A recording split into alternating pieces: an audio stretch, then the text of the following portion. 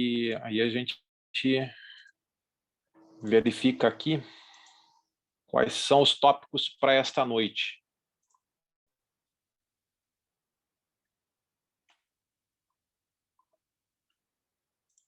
Então, estamos estudando no sábado à noite cartas de prisão e especificamente, Filipenses. Já vimos tanta coisa e não vou rever essas tantas coisas, porque retomar contexto depois que o estudo já está bem adiante, toma quase 20 minutos.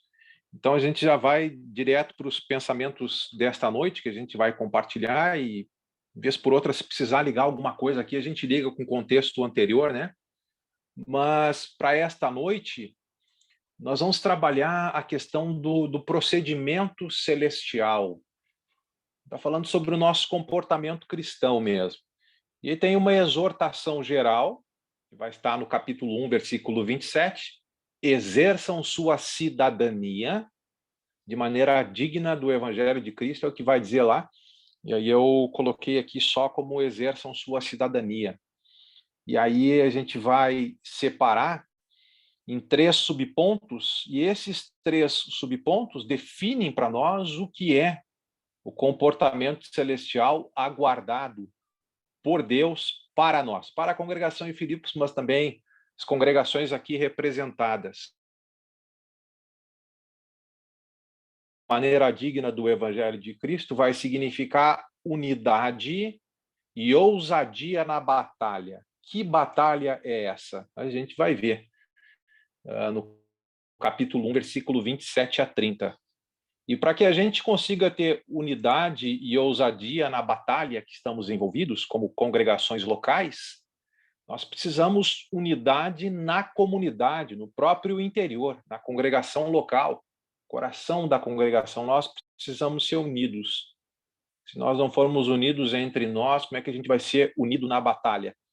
E aí depois, isso vai ser de capítulo 2, versículo 1, até o capítulo 2, versículo 11, ok? E aí depois, capítulo 2, 12 a 18, Paulo vai trabalhar a ideia de que a gente precisa um esforço pessoal para o desenvolvimento da nossa própria salvação. Precisamos o que é, então, exercer a nossa cidadania de maneira digna do Evangelho de Cristo. Tranquilo? Amados, então, eu vou pedir para o irmão, de maneira gentil, abrir para nós o áudio e ler Filipenses 1, 27 a 30. Eu posso ler, João. Tá bem audível a internet aí? Não importa o que aconteça, exerçam a sua cidadania de maneira digna do Evangelho de Cristo, para que assim, quer eu vá e os veja, quer apenas ouça a seu respeito em minha ausência, fique eu sabendo que vocês permanecem firmes num só espírito, lutando unânimes pela fé evangélica, sem de forma alguma deixar-se intimidar por aqueles que se opõem a vocês. Para eles, isso é salvação, e isso da parte de Deus, pois a vocês foi dado o privilégio de não apenas crer em Cristo, mas também de sofrer por ele, já que estão passando pelo mesmo combate que me viram enfrentar e agora ouvem que ainda enfrento. Muito bom. Então, passando rapidamente por aquilo que a gente já viu, os primeiros 2 versículos foram versículos mais da saudação da carta, né? O apóstolo Paulo, junto com Timóteo, como servos, se apresentando como aqueles que estavam enviando a carta, os destinatários, nossos irmãos em Filipos, que eram santos, juntamente com bispos e diáconos, o desejo de graça e paz para essa congregação. E depois, dos versículos 3 a 11, Paulo expressou todo o sentimento que ele tinha por esta congregação. Uma amizade forte, especial, foi desenvolvida através dos anos. Paulo tinha muita admiração, porque eles eram cooperadores no Evangelho desde o primeiro dia, até o momento que eles escrevem a carta. Aí depois Paulo atualizou eles com respeito às circunstâncias presentes que ele, Paulo, estava enfrentando. Capítulo 1, versículo 12 a 18. Ele está em algemas, as algemas, longe de atrapalhar o progresso, não, até ajudaram. Ele teve novas relações. pessoas não convertidas que ele não teria contato se não estivesse preso, e aí ele aproveitou para pregar e muita gente se converteu. Além disso, as algemas dele motivaram muitas pessoas. Poxa, irmãos que estavam livres, calados, vendo Paulo preso falando, ficaram motivados para falar mais. E aí depois, 19 a 26, que foi a semana passada, Paulo atualizou eles também com respeito às perspectivas futuras que ele tinha. Ele tinha uma audiência diante do imperador. A coisa principal, ele disse: orem por mim, eu já tenho a presença do Espírito que vai me ajudar na pregação, mas orem para que eu tenha coragem e Cristo seja engrandecido no meu corpo. Se eu morrer, tudo bem, é lucro, vou ter Cristo de maneira incomparavelmente melhor, porém eu estou disposto a abrir mão da glória para continuar vivo e servindo vocês e ajudando vocês no progresso e gozo da fé, Filipenses 1, 25 e 26, e eu creio que Deus vai ver como eu vejo também, e a minha expectativa é que tudo isso redunde em além da pregação para Nero, a minha liberdade para que eu possa vê-los e usar os meus talentos e dons como apóstolo para ajudar vocês aí. E agora, 27 a 18, estas passagens de abertura que eu acabei de comunicar vão ser seguidas por uma série de exortações que o Paulo vai dirigir aos nossos irmãos em Filipos. Ele estava falando sobre ele mesmo, mas agora ele vai dar instruções para os nossos irmãos em Filipos. E como eu comuniquei para vocês, é um trecho mais longo que vai de 1:27 até o capítulo 2, versículo 18, sendo que o pensamento principal está expresso no 1:27 na NVI, bem no início. A NVI traz melhor a tradução. A Almeida, Revista Atualizada, traz uma tradução muito pálida, assim. Ela diz: vivei acima de tudo por modo digno do Evangelho de Cristo. Combina mais, por algum contexto que a gente já vai ver, como a NVI traduziu. A NVI disse: exerçam sua cidadania de maneira digna do Evangelho de Cristo, que mostra como é que Paulo via os santos discípulos do Senhor no mundo. Nós somos cidadãos celestiais. Pois lá em Filipenses 3:20, ele vai dizer que nossa pátria está nos céus. E a gente está aqui como peregrino e forasteiro. Mas a gente está plantado aqui. Nossa pátria é no céu e nossa cidadania deve ser exercida de acordo com a pátria que temos lá no céu. Já mostrei as subdivisões para vocês que vão acabar trabalhando isso. Quero trabalhar duas esta noite, ou desenvolver duas nessa noite, que vão nos ajudar a preencher esse esqueleto do exerçam a cidadania de maneira digna do Evangelho de Cristo. Mas eu gostaria de relembrar algumas coisas. Quando a gente estudou na primeira aula, Atos capítulo 16, Paulo queria ir para determinadas regiões e o Espírito Santo não permitiu. Aí, quando eles chegaram a Troade, o Paulo teve uma visão de um varão macedônio. Ele estava lá chamando Paulo para aquela região da Macedônia. Paulo entendeu imediatamente o chamado, comunicou à equipe missionária e partiram, então, de Troade para a região da Macedônia, entrando, então, na Europa. E aí eles chegaram a Filipos. E aí, Atos 16:12 vai dizer que Filipos era a primeira cidade daquele distrito e era uma colônia. Então, Filipos era uma colônia romana. E uma colônia, ela é sempre definida como um retrato em miniatura da grande capital. Então, nós temos capital na época do Império Romano, que era Roma. E quando nós tínhamos uma colônia romana, então é uma pequena Roma naquela determinada colônia. Significa que toda a organização que existe na capital vai existir aqui embaixo na colônia. E a gente consegue ver isso lá na descrição de Atos capítulo 16. Vocês lembram quando Paulo chegou a Filipos, teve a conversão de Lídia. Depois a próxima história que nos conta é de uma escrava. Ela era dominada por senhores que aproveitavam de um demônio que estava nela, era um demônio com espírito de adivinhação, e aí eles ganhavam dinheiro com essas adivinhações.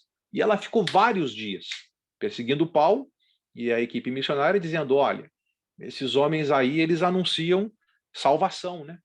E aí isso se sucedeu por muitos dias, e Paulo, já indignado, expulsou o demônio. Quando Paulo expulsou aquele demônio, logicamente a esperança de lucro daqueles senhores se encerrou. Então, eles agarraram Paulo e Silas, os dois principais portadores da palavra da equipe missionária, e aí eles começaram a fazer algumas acusações, levando-os diante das autoridades, dizendo, olha, do costumes que a nós, romanos, não é permitido praticar. Então, nota, costumes que não é permitido praticar porque somos romanos. Olha o orgulho que existia em Filipos de serem cidadãos romanos e o respeito que havia nos cidadãos, de fato, de terem toda a organização que parte da capital da pátria. Essa é a ideia. Logicamente, eles estão mentindo, porque Paulo e Silas não estavam fazendo isso, mas dá para ver no verbalizar deles a ideia de um respeito por costumes romanos que não podem ser quebrados. E aí diz que aquelas autoridades lá, eles eram pretores. Dá para ver que a organização jurídica era a mesma organização da capital em Roma. A organização jurídica, nós tínhamos os pretores nas cidades. Tinha em Roma e tinha aqui em Filipos. E nós tínhamos também o que nós chamamos em grego de litores, mas para a gente no português aparece oficiais de justiça. Então, toda a organização político-social e jurídica que acontecia em Filipos, por ser colônia, era um retrato em miniatura e uma imitação do que acontecia na capital, Roma. Ora, o que Paulo está fazendo quando ele escreve para os irmãos em Filipos? Assim como Jesus se utilizava de parábolas para comunicar suas lições espirituais, Paulo essa parábola para comunicar para os irmãos, olha, eu vi como aí em Filipos existe um profundo respeito pelos aspectos do comportamento romano, por vocês serem colônia. Mas muito mais importante do que isso, lembrem, Filipenses 3:20, nossa pátria está no céu. É uma pátria celestial. E o que nós precisamos, Filipenses 1:27, pela NVI, é preocupar-nos em exercer nossa cidadania e termos o nosso comportamento e o nosso procedimento de acordo com a pátria celestial. Nossa capital é no céu.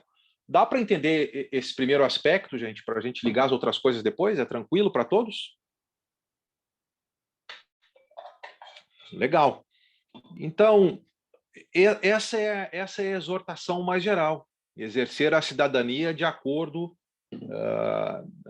com o Evangelho de Cristo, de acordo com a nossa pátria que está nos céus. E agora ele vai começar a detalhar o que é isso, né? E o primeiro aspecto que ele vai trabalhar, então, e o Giovanni leu para nós o texto, é unidade e ousadia na batalha. Eles estavam enfrentando uma batalha em Filipos, como Paulo também estava enfrentando a batalha dele, e ele está pedindo unidade e ousadia na batalha.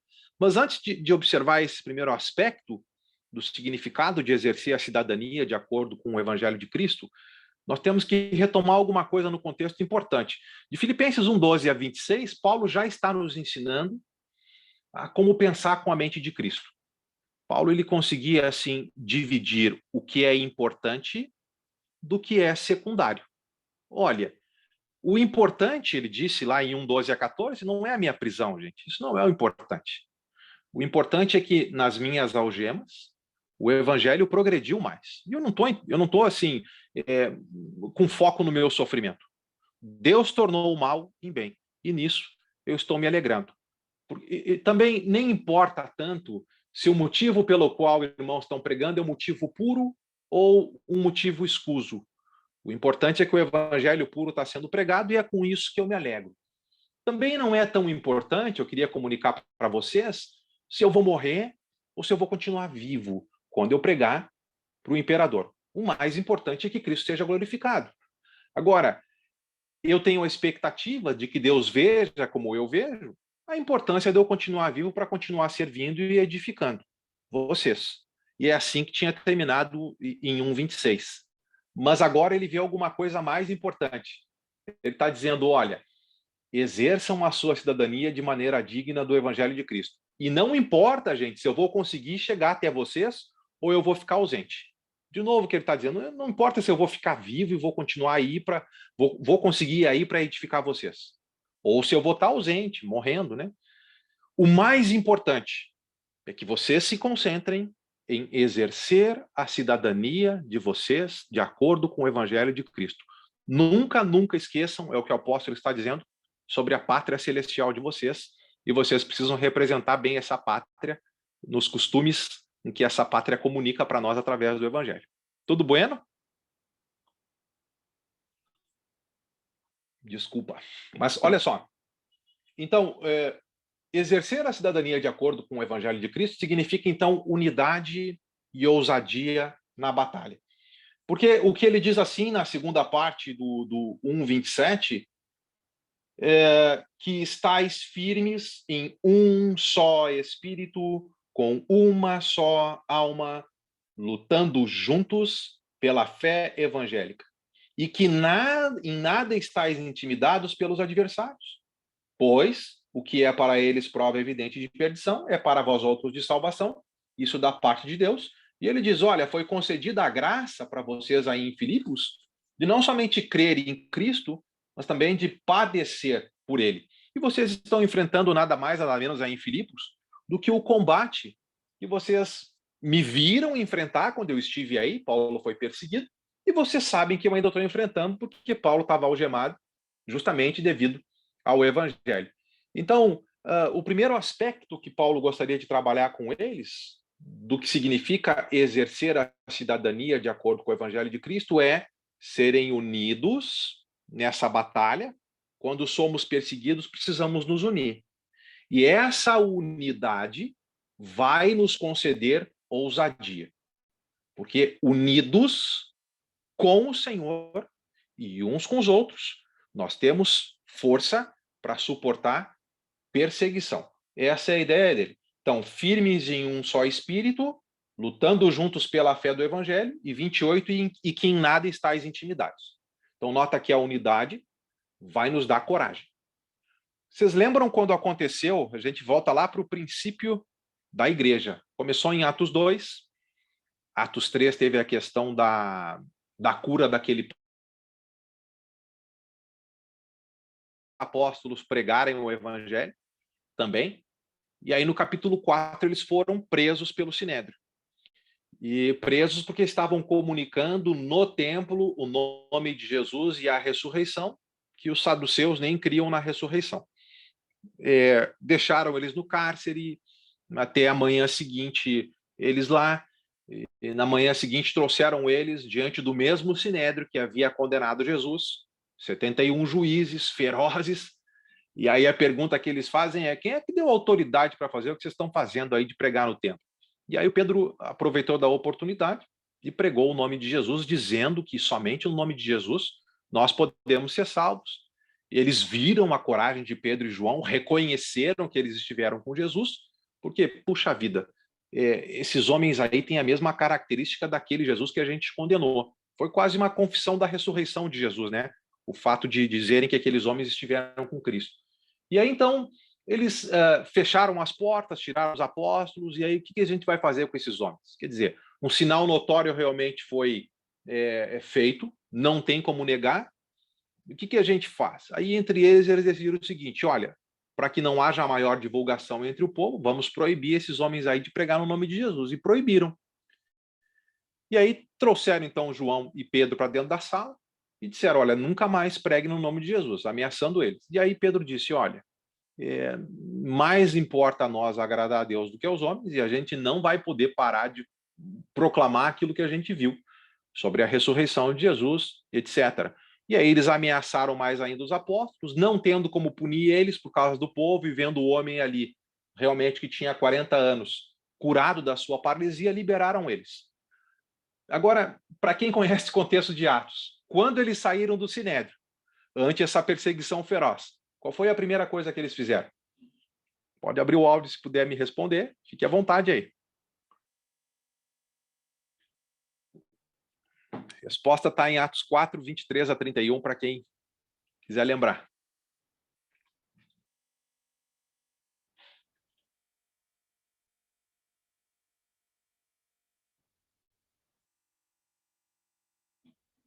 Procuraram quem? Foram na casa dos irmãos.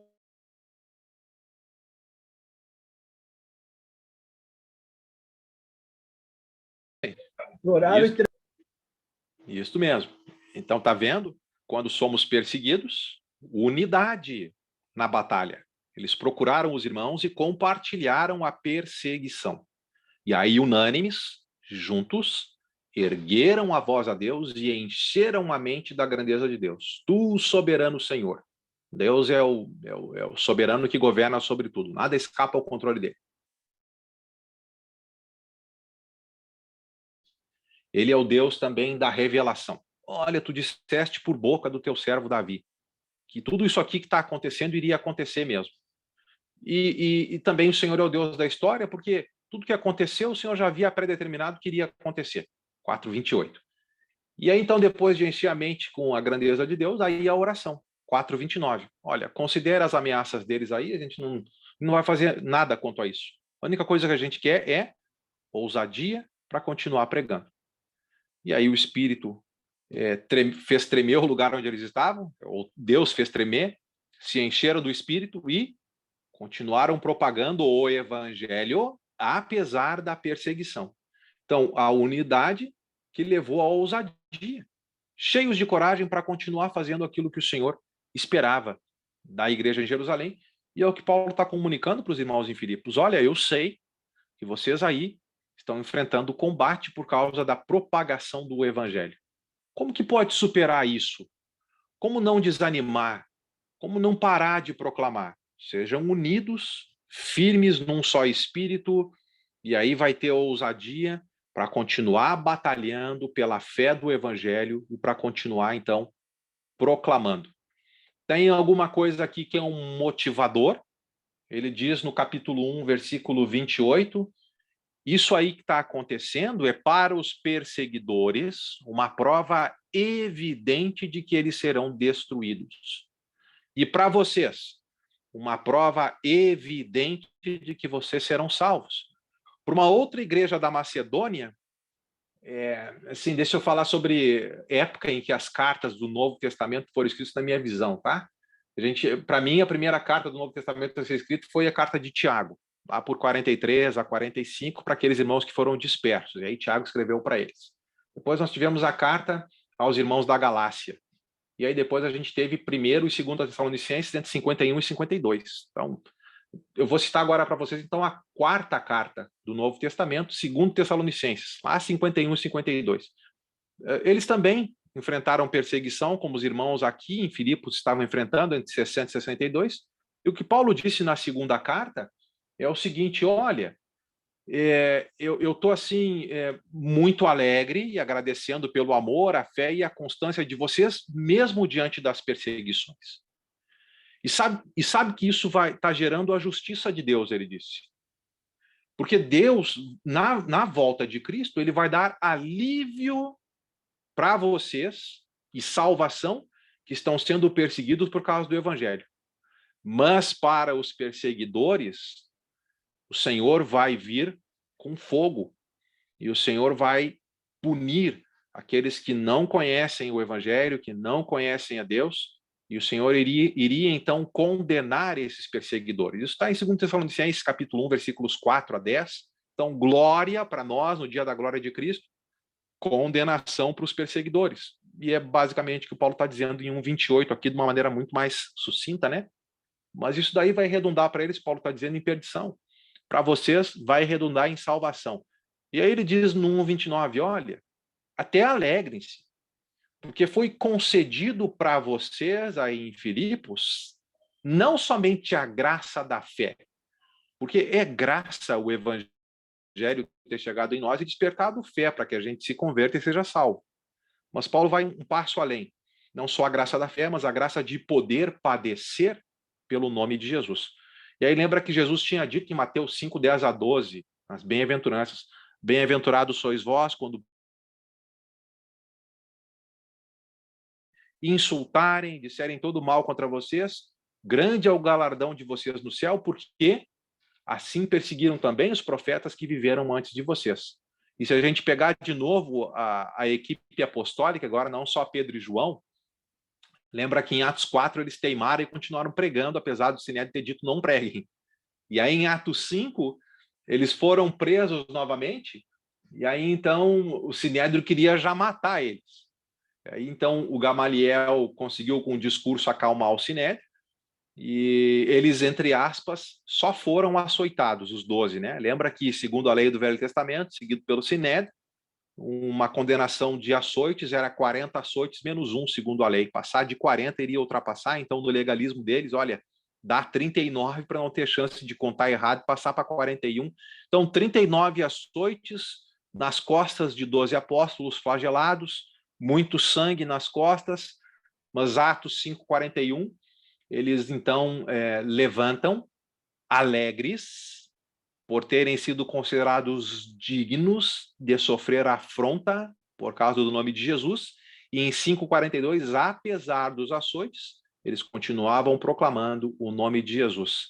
E aí Atos 6:1 se multiplicou o número de discípulos. Mas então, lembra a exortação geral: exerçam sua cidadania de maneira digna do Evangelho de Cristo.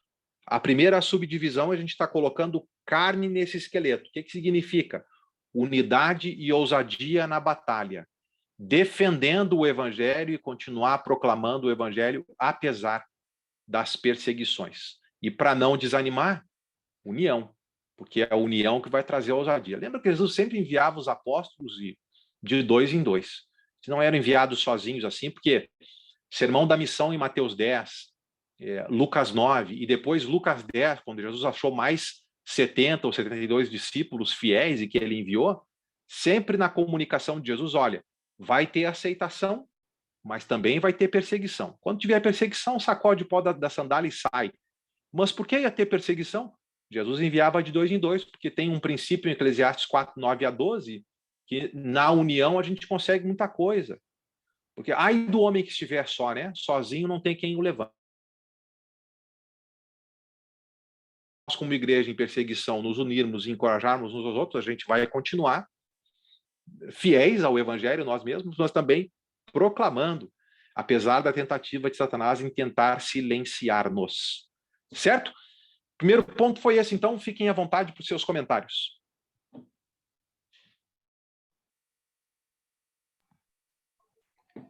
Jô, tu vai comentar o versículo 29 do 1 ou não?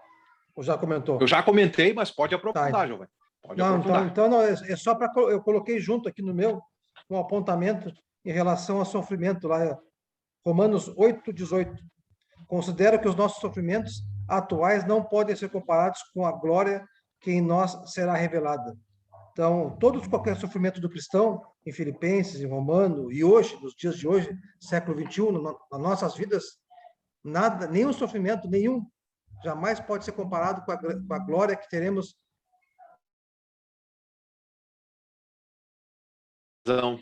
Toda razão. O versículo anterior, citado pelo Giovanni, vocês lembram que Romanos 8 é um texto que está trazendo uma resposta à aflição apresentada por Paulo no capítulo 7. Olha, eu até com a minha mente eu amo a lei do Senhor e quero aplicá-la, mas existe uma outra lei guerreando nos meus membros e muitas vezes eu tropeço. Então, miserável homem que sou, quem é que vai me libertar, né, desse corpo de morte? Graças a Deus por Jesus, 7:25. E aí 8:1, como é que é possível a santidade? Pelo sacrifício de Cristo, mas também por causa do poder do Espírito Santo. E por causa do Espírito Santo, a gente tem grandes privilégios, tais como uma nova posição. Não mais escravos, mas livres. A gente não deve nada para a carne mais, gente. A gente deve para o Espírito. A gente é livre por causa do Espírito. E a gente é adotado também na família de Deus como filhos, 8:15. E porque nós somos filhos, 8:17, nós somos... Mas como co-herdeiros com Cristo, também somos participantes dos sofrimentos. Ok? Tá no pacote. E aí vem o 8:18 para incentivar. Puxa, mas é tão ruim sofrer. Não, calma. Quer dizer, os sofrimentos vão redundar numa glória eterna, e Deus, 8:28, até usa o sofrimento para o nosso crescimento, e ele vai trabalhando em outros aspectos para unir tudo isso aí. Mas muito bom, Giovanni, trazer à memória o Romanos 8 para a gente aí.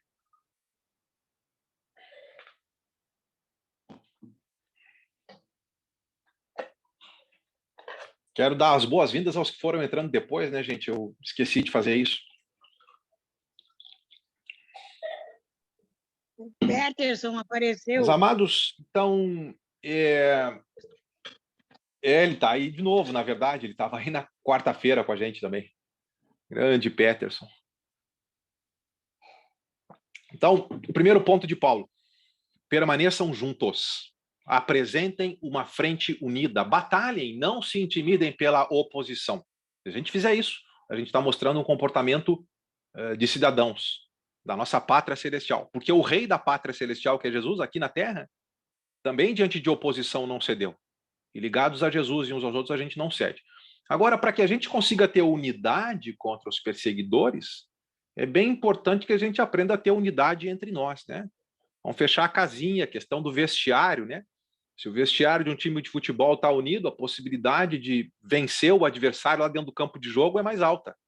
Se o vestiário lá dentro está desunido, então fica mais difícil vencer o adversário dentro do campo. E aí o que Paulo vai trabalhar é isso, dentro do vestiário, entre nós, a nossa unidade.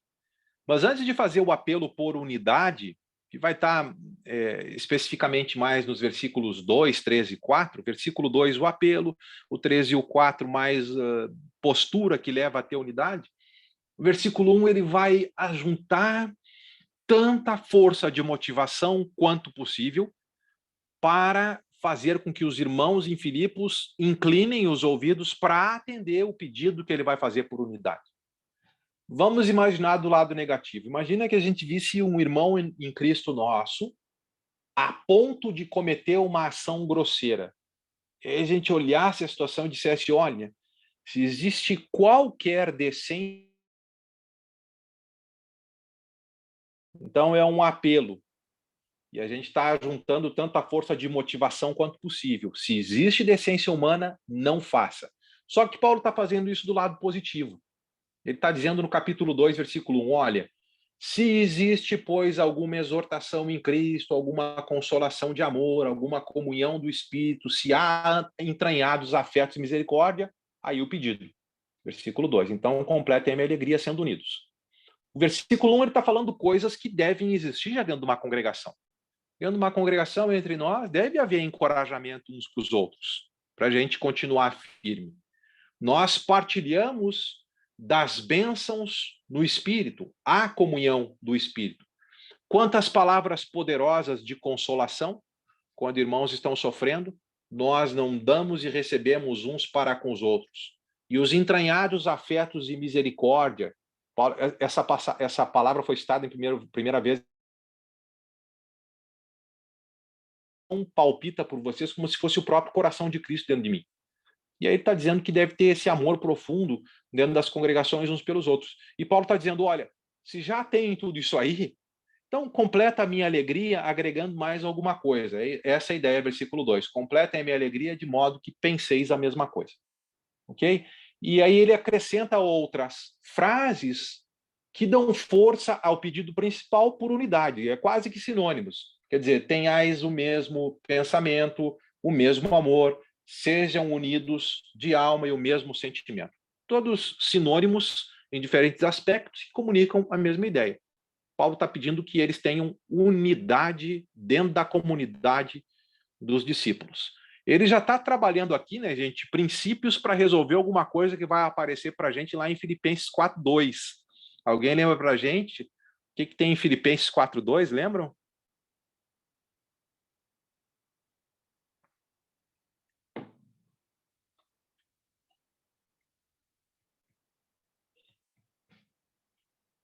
A Evódia e Sintique. Evódia e Sintique, né? Tem duas irmãs divididas lá.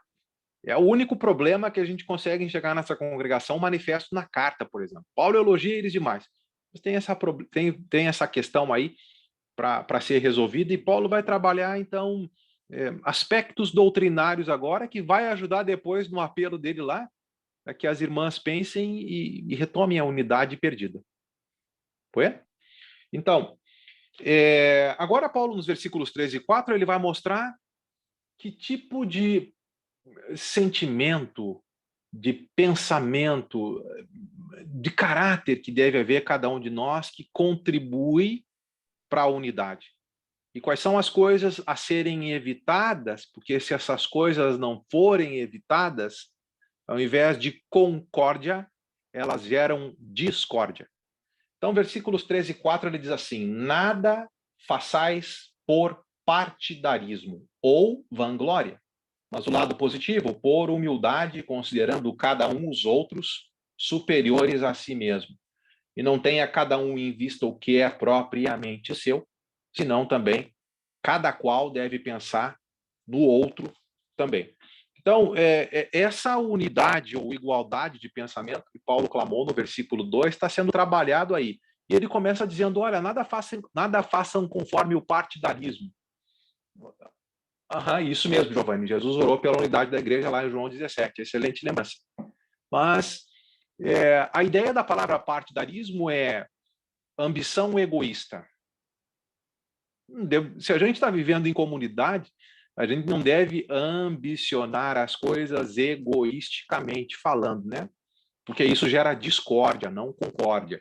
E ele fala também nada por vanglória. A gente desmembrar a palavra mesmo no português, vanglória, glória vazia, alguma coisa vã. Gálatas 6,3 define para nós como alguém pensando que é alguma coisa, sendo que não é nada. E aí, Gálatas 5,26, um pouquinho acima, ele até disse, olha, não se deixem possuir de vanglória. É por causa da vanglória que vocês estão... Então, ele diz, olha, abandona a vanglória. E aí ele trabalha o aspecto positivo, queria combater essas coisas, né? Ao invés de vanglória, imaginar que é superior aos outros, o que é o orgulho, tenha um pensamento humilde sobre si mesmo. Quer dizer, faça as coisas com humildade. E aí, se a gente fizer as coisas com humildade, ao invés de se colocar como um senhor do outro, a gente vai se colocar como um servo do outro. Veja os outros, irmãos em Cristo, como superior a você. E se todo mundo tiver essa mentalidade, ninguém vai ficar em falta, gente. Imagina se eu estou aqui pensando em vocês, mas vocês estão aí pensando em mim. Eu estou pensando em servir vocês, mas vocês também estão pensando em servir em mim. E aí, então, vai ser assim, um ambiente de servidão, um ambiente de serviço. E isso gera unidade. É diferente do ambiente onde é um ambiente orgulhoso, onde está todo mundo disputando para ver quem é o melhor. Isso dá uma baita de uma divisão. Então, Paulo está dizendo, olha, vanglória não, humildade. Mas lembra que ele tinha dito também, ninguém pensa de maneira egoísta. Não ambicione as coisas pensando em si. E aí ele aprofunda esse aspecto no versículo 4. Não tenha em vista o que é propriamente seu, o que seria egoísta, mas cada qual pense nos outros, que é uma situação de aí um coração altruísta, né? Um coração, tá certo? Então, o clamor de Paulo, unidade dentro da comunidade. Mas como é que isso vai acontecer? Se a gente evitar egoísmo e vanglória. E se a gente tiver no nosso coração humildade e esse coração altruísta que pensa nos outros. Tranquilo, gente? E a gente está trabalhando o segundo aspecto do que significa exercer a nossa cidadania de acordo com a nossa pátria celestial. Uma pergunta, amados, quem é o rei da nossa pátria?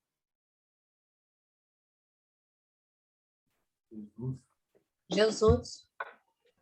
Jesus. E, Jesus. Então, depois de chamar os irmãos ao serviço, eu vou passar o... Fala, Peterson. tem e também em aquela passagem que Jesus fala lá que ele fala pela lógica das coisas também. Como assim eu expulso demônios por Beelzebub? Acaso Satanás está dividido contra Satanás? Uma casa dividida não para em pé. E isso é uma coisa completamente natural. O casal dividido da divórcio, família dividida a briga, tudo o que é divisão dá ruim. Boa, meu irmão. É verdade, dá ruim mesmo. Bom comentário. Mas, amados, se o rei da nossa pátria é Jesus, e tantas vezes no Novo Testamento ele se colocou como um modelo, e ele é o modelo, logicamente o que Paulo vai fazer no capítulo 2, versículo 5 é, olha, eu acabei de expressar para vocês o que Paulo está dizendo, qual é o pensamento que deve haver, que é de unidade, e que não deve haver ambição egoísta e nem vanglória, mas deve haver humildade e serviço, e aí agora ele coloca diante dos olhos dos irmãos, capítulo 2, versículo 5 a 8, um exemplo prático do tipo de procedimento que os irmãos deveriam ter na congregação. Ele diz, olha, tenham em vocês o mesmo pensamento ou o mesmo sentimento que houve no nosso Senhor Jesus Cristo. Então, Jesus é colocado como um modelo e para compreender, porque o que Paulo estava pedindo para os irmãos era renúncia, né? Renúncia para ter unidade. Autonegação para ter a unidade. E aí, se ele colocou Jesus como um modelo, ele agora, então, vai trabalhar a ideia, para que a gente entenda o tamanho da renúncia de Jesus, ele vai começar trabalhando o que Jesus era antes de estar aqui em carne como um homem. E aí ele começa num passado muito distante, na eternidade. Ele diz que, versículo 6, pois ele, subsistindo em forma de Deus, não julgou como usurpação o ser igual a Deus. A palavra julgou como usurpação é bastante estranha, né? A NVI traz que ele não julgou que o ser igual a Deus era algo a que ele devia apegar-se. Que é uma atitude egoísta, né? Que ele havia acabado de trabalhar. Não considerou Não considerou que o ser igual a Deus, isso, que era algo a que ele devia apegar-se, né? Então, é isso. Então, Jesus existia em forma de Deus. O que Paulo quer dizer com Jesus existia em forma de Deus? Jesus estava na posição de majestade, de soberania divina, a forma de um rei, a forma do soberano todo-poderoso do universo inteiro, reinando desde a eternidade como Deus Filho que ele é. Mas ele não julgou que o ser igual a Deus era algo que ele devia apegar-se, então ele abre mão do trono e ele assume agora a forma de um servo, a forma de um escravo. O que Jesus conseguiu tornando-se um homem. E reconhecido em figura humana, porque assim os seus discípulos o reconheceram, era 100% Deus, 100% homem, mas Deus em carne ele serviu.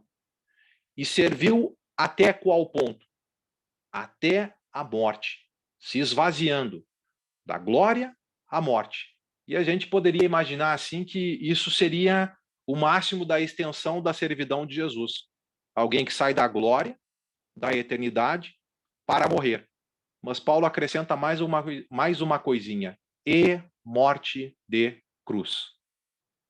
Morte de cruz. Extremamente dolorosa, extremamente torturante, mas também a morte mais degradante que poderia se experimentar. Uma morte vergonhosa.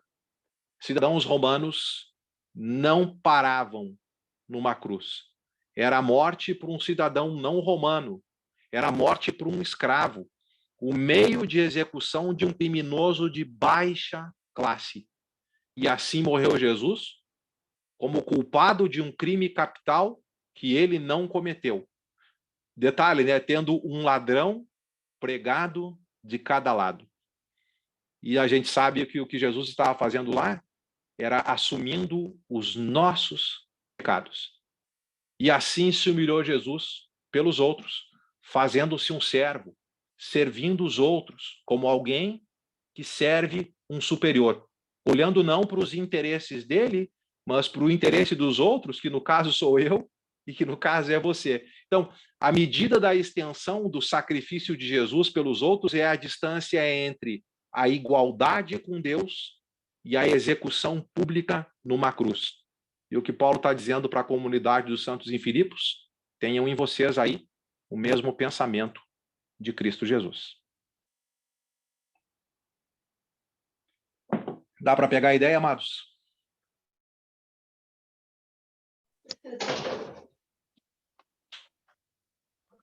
Josué? Fala, meu amado João.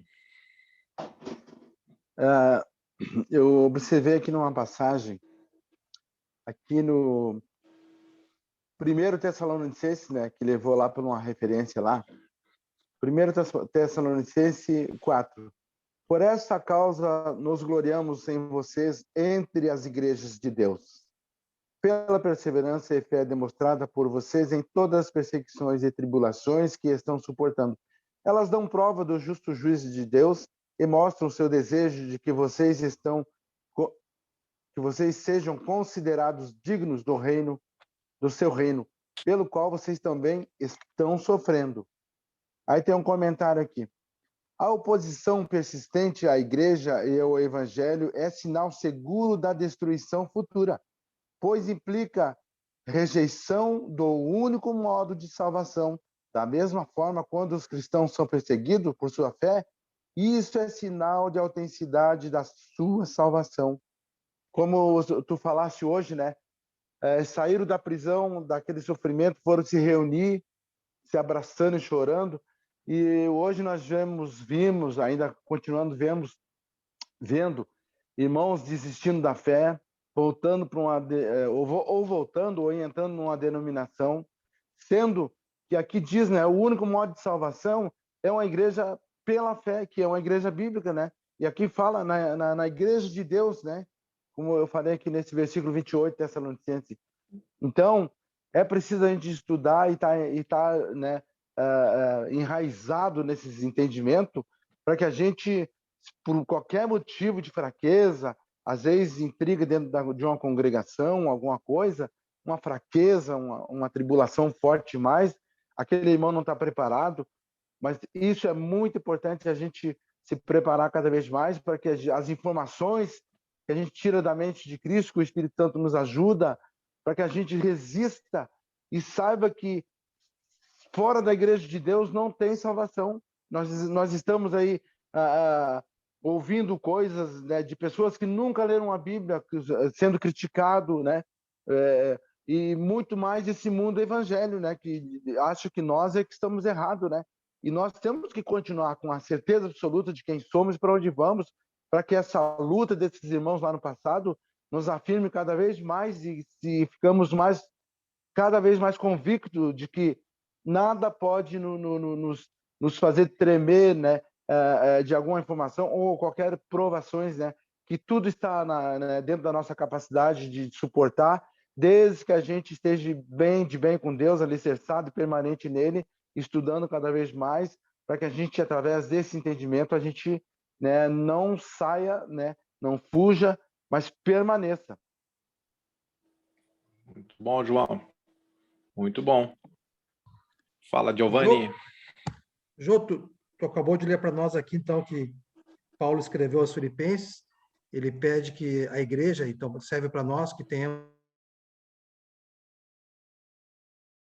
a mente de Cristo, que é nos esvaziarmos, sermos servos e humildes, obedientes até a morte ou até a vida de Cristo.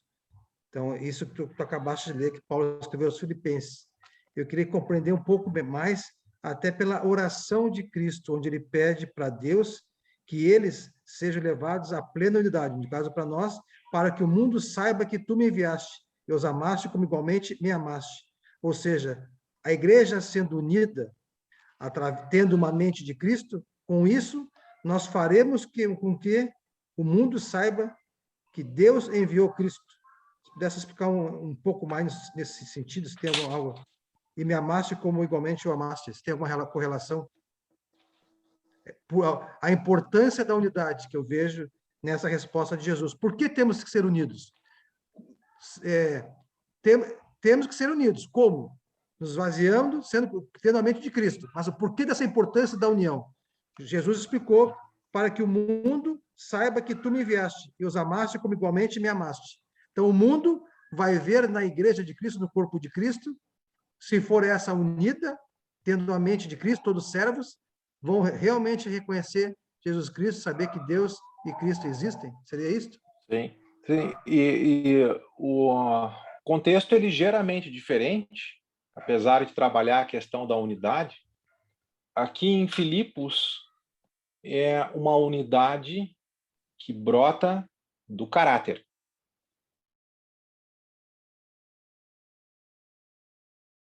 Capítulo 17 é uma unidade que brota da doutrina.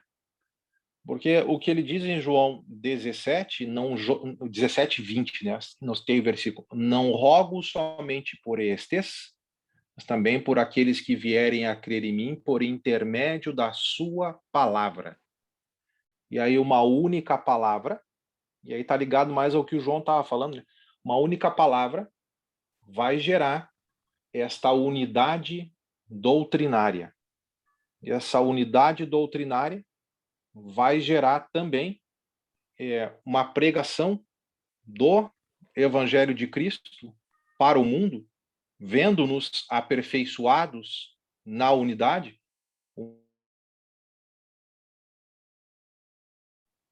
Pai justo, 25, o mundo não te conheceu, eu porém te conheci também. Estes compreendam que tu me enviaste, fiz lhes conhecer o teu nome, e ainda o farei conhecer, a fim de que com o amor com que me amaste esteja neles e eu neles esteja. E é um pouquinho acima, né? Eu neles e tu em mim, 23, a fim de que sejam aperfeiçoados na unidade, para que o mundo conheça que tu me enviaste e os amaste, como também amaste a mim. Então, é uma unidade que brota da doutrina. Agora, é a unidade. É a unidade. Trabalhar a unidade aos irmãos em Éfeso, Paulo, em 16 versículos, vai trabalhar 4 aspectos diferentes de unidade. Ele diz que a unidade brota do nosso caráter, 4:2, surge da unidade do nosso Deus, 4:3-6, é enriquecida pela diversidade dos nossos dons, 7-12, 4:7-12, e exige maturidade do nosso crescimento. Então, aqui em João 17 é uma unidade que brota mais da doutrina, mas que faz com que o mundo perceba essa unidade que há entre nós e creiam que nós pertencemos ao Senhor. Obrigado, João. Botei lá, então, no João, unidade da doutrina, e aqui eu escrevi unidade do caráter. Eu tinha apontado aqui, não sei se foi contigo que eu estudei, ou com o irmão Alan, ser exaltado, exclamação, resultado de quem tem a mente de Cristo. Foi contigo ou não?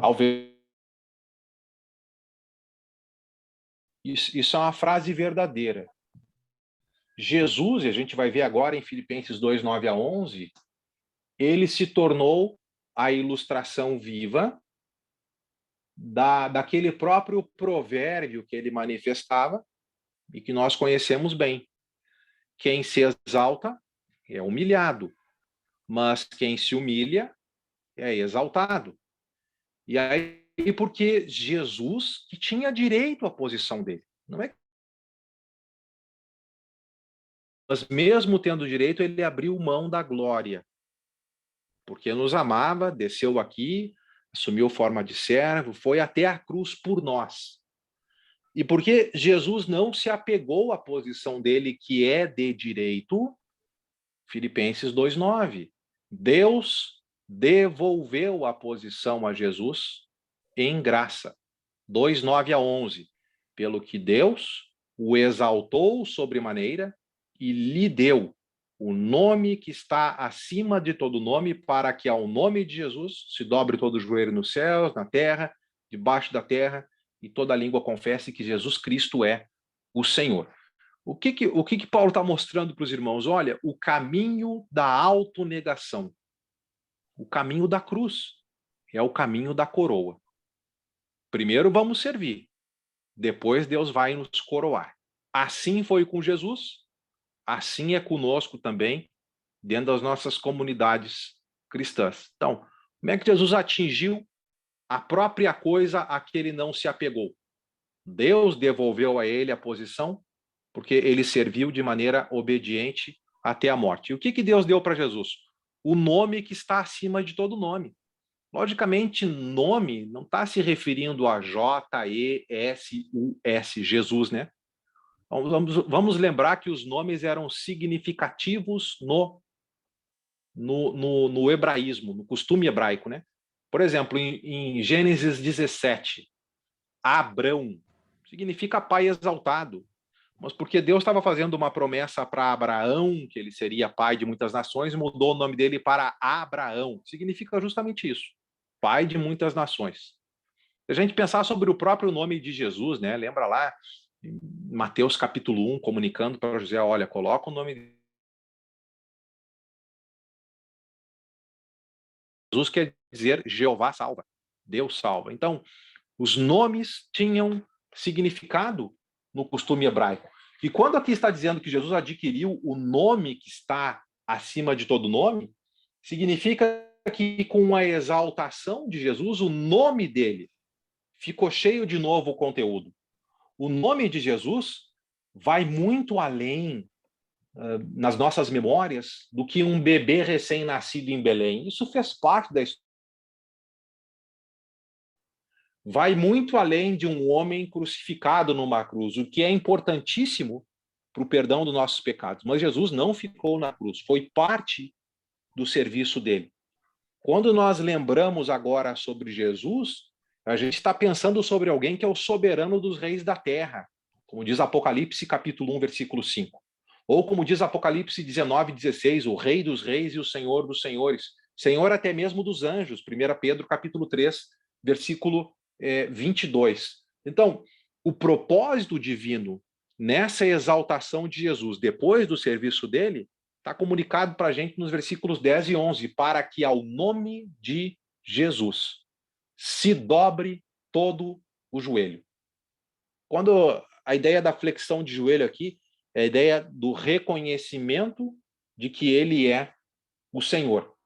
E quando está falando sobre a ideia de dobrar todo o joelho, a gente fica imaginando que joelhos são esses que devem se dobrar a Jesus. Os nossos joelhos, literalmente, humanos, devem se curvar a Jesus. E graças a Deus por aqueles que espontaneamente agora, por causa do Evangelho, o fazem. Nós dobramos os nossos joelhos a Jesus. E aqueles que se mantiverem rebelados até o dia da volta de Jesus, diante da manifestação dele em glória, vão ser obrigados a dobrar, já vai ser tarde, mas vão dobrar os joelhos e vão reconhecer que Jesus é o Senhor. Mas eu acho que está incluído anjos, até mesmo os demônios estão envolvidos nisto. Todo joelho na criação, seja as coisas visíveis e as invisíveis, todas devem dobrar, e aqueles que estão rebelados vão se obrigar a dobrar quando da manifestação de Jesus. Talvez o paralelo mais próximo que a gente encontre está até em Apocalipse 5,13, que diz que toda criatura que há no céu, sobre a terra, debaixo da terra, sobre o mar e tudo que nele há, estava lá naquela visão adorando o Cordeiro.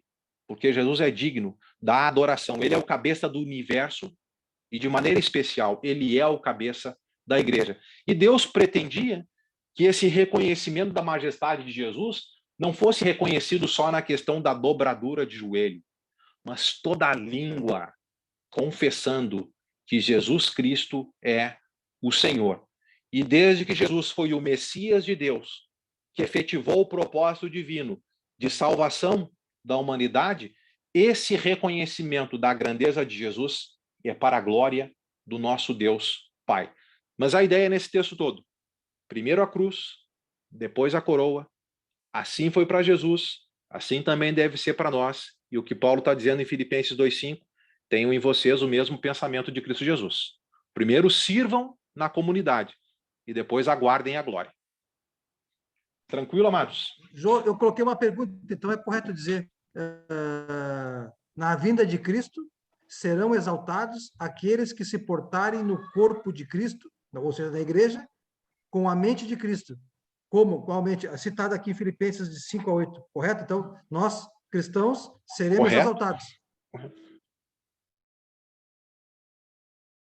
A gente precisa servir, usar a nossa vida para servir. Lembra quando Jesus lavou os pés dos discípulos, lá em João 13?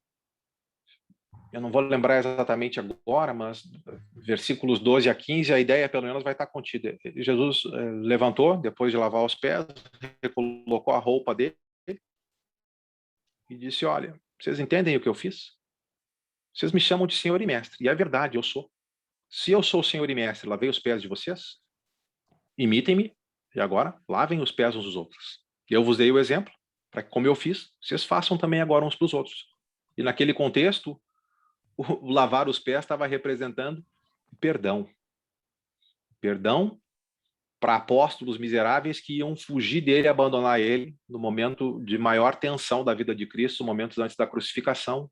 Um mesmo que estava a ponto de virar as costas para trair, teve os seus pés lavados, disposto a limpar aí os pecados de vocês. Ele estava mostrando o que ele iria fazer depois até na cruz, né? Como com o sangue dele, com o sacrifício perfeito que podia lavar todos esses pecados aí. E aí o que nós precisamos fazer uns pelos outros? Serviço. Envolve o amor, o perdão. Nem sempre na caminhada a gente vai acertar um com o outro. Ó, Evódia e Cinti, né? Tem o pensamento de Cristo Jesus. Então é o pensamento que a gente deve ter entre nós também. Não tem dúvida. Primeiro, falou o perdão, a sujeira, né? A sujeira dos pecados. Ele lavou os pés, né? Isso mesmo, meu irmão. Forte aquilo ali, né? Muito Porque forte. já pensou nós lavar os pés hoje um do outro? Não é necessário lavar, mas nós temos que morrer um pelo outro, né? Sim. E o perdão, né? E ir para a cruz um pelo outro. Muito bom. Meu amado Valdevino e o PC lá também colocou algumas passagens e referências de João 13, 12 a 17, bem como Giovanni, João 13, 16, amou o mundo que deu filho para que a gente não morra. 1 João 13, 16, amar como Cristo amou. Muito bom. Excelente. É o tipo de amor. E então, amados, temos que dar a vida pelos irmãos, hein? A vida, isso mesmo. Pelos irmãos, 1 João 3, 6. Assim como 3, 16. Isso mesmo. E lá tá envolvido até uma questão financeira, né? Agora, pensa comigo. A exortação geral. Lembra que a gente começou um trecho mais exortativo da carta. Exerçam sua cidadania de maneira digna do Evangelho de Cristo. Nossa pátria é celestial, a gente é uma colônia do céu plantada aqui. E temos que ter orgulho do comportamento celestial, como lá em Filipos as pessoas tinham orgulho na colônia de imitar a pátria em Roma. E aí o que significa espiritualmente exercer a nossa cidadania? Em primeiro lugar, unidade e ousadia na batalha.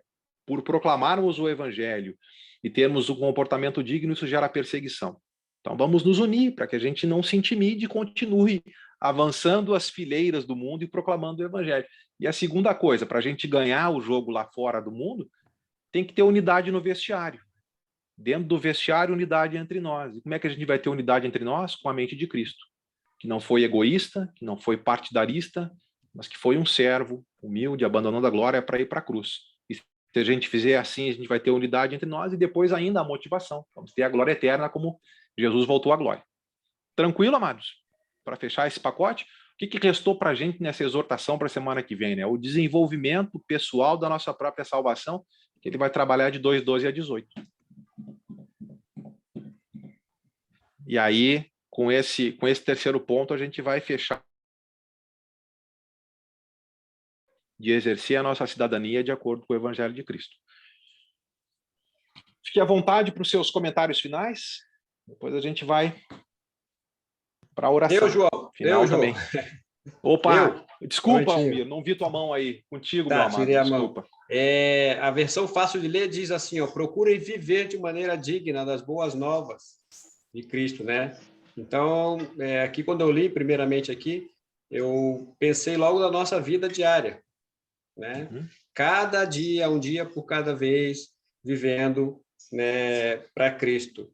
E também, né, quando diz ali, lá a gente falou sobre a exaltação de Cristo, né, ele ser glorificado pelo Pai, e Giovanni trouxe, né, a gente também seremos glorificados, sim, mas o mérito vai ser todo de Cristo, né? Nós Uhum. vamos fazer a nossa parte aqui como servos, né, do Senhor, vivendo cada dia, um dia de cada vez, perseverando, sendo fiéis, né, lutando, né, todas as nossas dificuldades, proclamando o Evangelho, e assim a gente esperar aquele dia para que Cristo seja glorificado, nós juntamente com Ele. Excelente, excelente. E o Almir já traz um aspecto, guarda na memória que a gente vai tratar semana que vem, e que até um ponto de relembrança do que ele já trabalhou na carta.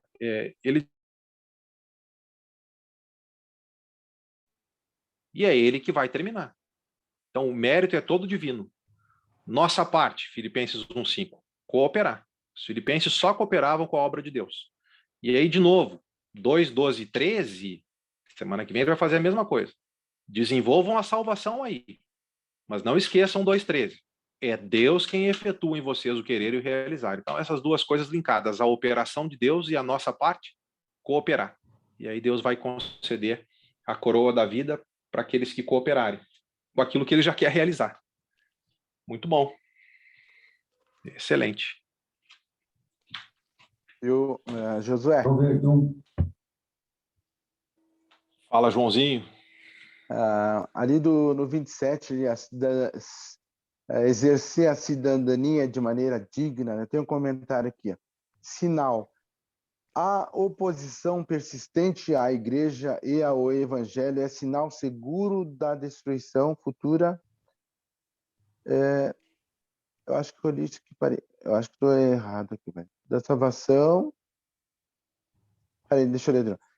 Sinal. A oposição persistente à igreja ou ao evangelho é sinal seguro da destruição futura, pois implica a rejeição do único modo de salvação.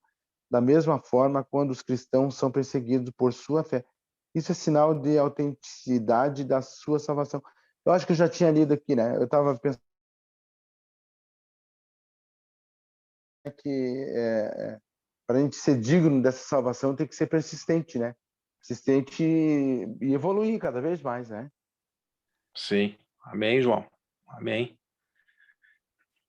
Amados, antes da gente fazer a oração final, sempre nosso incentivo aqui é que nas diferentes congregações locais, no dia do Senhor, nós estejamos lá. E que o Senhor seja adorado de todo o coração. E que Deus abençoe todos os servos que vão comunicar com o povo, mas que, acima de tudo, a nossa unidade chegue à adoração como um aroma suave àquele que merece toda a glória e honra do seu povo, pela sua excelente salvação em graça que ele nos alcança. Que Deus abençoe também a mensagem que vai ser pregada em cada congregação. Aqui para nós, Zona Sul, em Porto Alegre, a gente está numa série sobre o que é que Cristo pensa da igreja. Nós já vimos sobre Éfeso um mês atrás, e amanhã nós vamos ver sobre a congregação de Esmirna. E aí leia Apocalipse 2:8-11. 4 versículos, tem muita coisa tirada dali para nossa instrução. E aí amanhã a gente cresce nesse tema, o que Cristo pensa da igreja, olhando para Esmirna, lá em Apocalipse 2:8-11. Certo? Está até ligado um pouco com o que a gente viu hoje em Filipenses 1:27-30.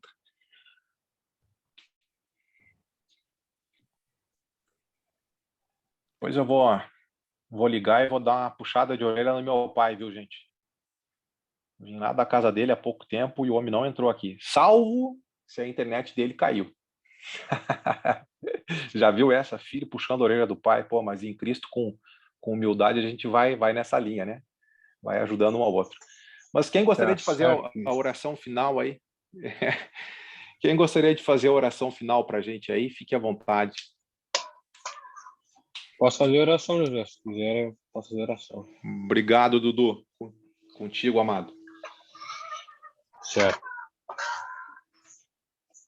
Senhor, meu Deus amado Pai, em nome de Jesus Cristo, em oração, eu venho te pedir, Pai, que tu abençoe e proteja todos os irmãos que estão presentes aqui no culto online e também abençoe, Pai, os que também, porventura, não puderam estar presentes no culto. E se tiver algum irmão doente, algum problema, eu te peço, Pai, que tu ajude a todos, cure a todos que precisem de cura. E muito obrigado, Senhor. Muito obrigado por estar presente nesse culto fortificante, estar presente sempre com todos os irmãos. Eu te agradeço em nome do teu Filho amado Jesus Cristo. Amém.